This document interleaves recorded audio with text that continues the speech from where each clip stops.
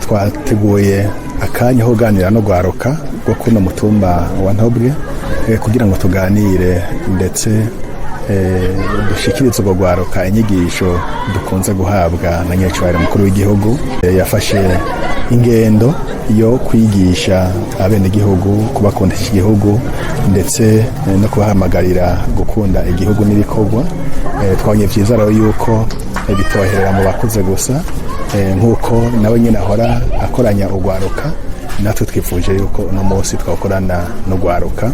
kugira ngo nago ruronke ku nyigisho nyine mukuru w'igihugu ahora atwigisha kubijanye no gukunda igihugu, kubijanye no kumenya gutegura kazoza, ariko kandi no kubijanye no kumenya kwirinda ingeso mbi turiko turabona mu gwaruka. Murabona yuko mu gwaruka hariho ingeso zitari nziza zituma ndetse n'ihangiro ugwaruka rufise zinigirwa mu menshi, kubera usanga hariho ibintu byinshi bica bibatwara bagatwarwa n'ivy'isi hataragera canke bakanahendwa, ugaca usanga rero ibintu bigenze neza. Ikindi naco murabona yuko twimirije amatora, kandi vy'ukuri intambwe tugeze ko ni nziza, ni irya mbere ndetse n'iboneka rimwe kubona hasigaye amezi abiri kugira ngo tuje mu matora, igihugu gitekanye, ino ntara yacu ya Gitega itekanye, abanyamigambwe batuje bahuje imitima n'ivyiyumviro, ubona yuko ari ivyiteka.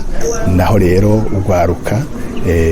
twashatse yuko nabo nyene dusubira kubibutsa na cane cane kwirinda abantu boshobora kubakwegera mu bitameze neza,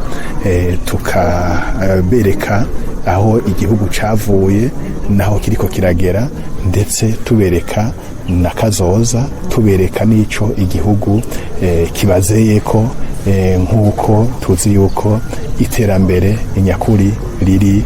mu bene gihugu. Ugwaruka nago rukaba ariko rufise inguvu kandi rufise n'umwanya munini wo kuba mu gihugu no kugikorera. Ntitwasize inyuma rero yuko twategeza kubanza kubibutsa kahise. Twabonye yuko basanzwe bakazi umugabo, kandi twabonye ko ari ivyo basanzwe batazi, ari naco gituma kubamenyesha kahise kugira ngo kadufashe gutegura kazoza, naco ari ikintu nkoramutima twashimikiyeko, kuko vy'ukuri baravyiga mu mashure, ariko murazi yuko kahise ko Burundi igatonze neza nk'uko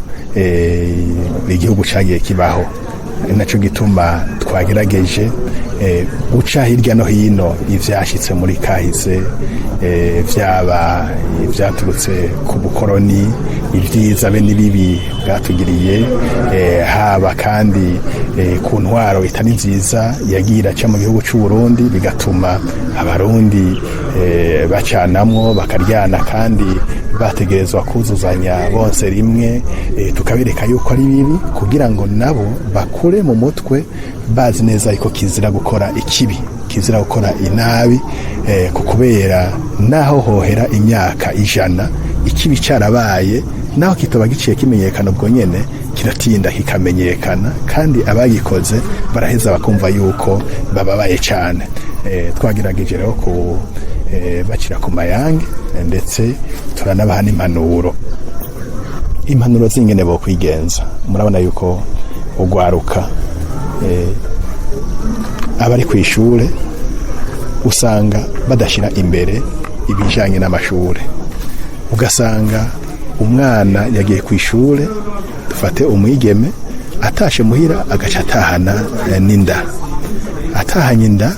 avyara inda y'inshushu, kenshi hari igihe aca yandura n'ingwara, canke naho akandura ya ngwara yo mu kigo mu gihe yibarutse hataragera,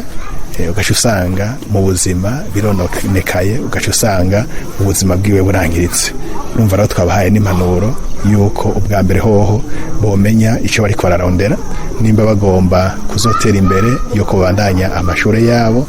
kandi ntawe ushobora gutera imbere adahezagiwe n'Imana.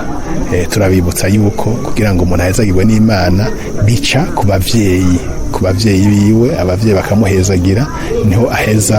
agashika ku ihangiro ryiza. Rero twabasavye tubibutsa yuko bosubira kuri ya ngeno nziza yo kubaha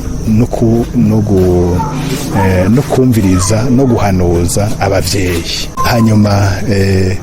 bakavavanura n'ingeso mbi, cyane cyane ingeso zibatuma bava ku ihangiro ryabo ryo kwiga, ryo kurondera akazoza kugira ngo bazokwiteza imbere, bateze imbere n'igihugu.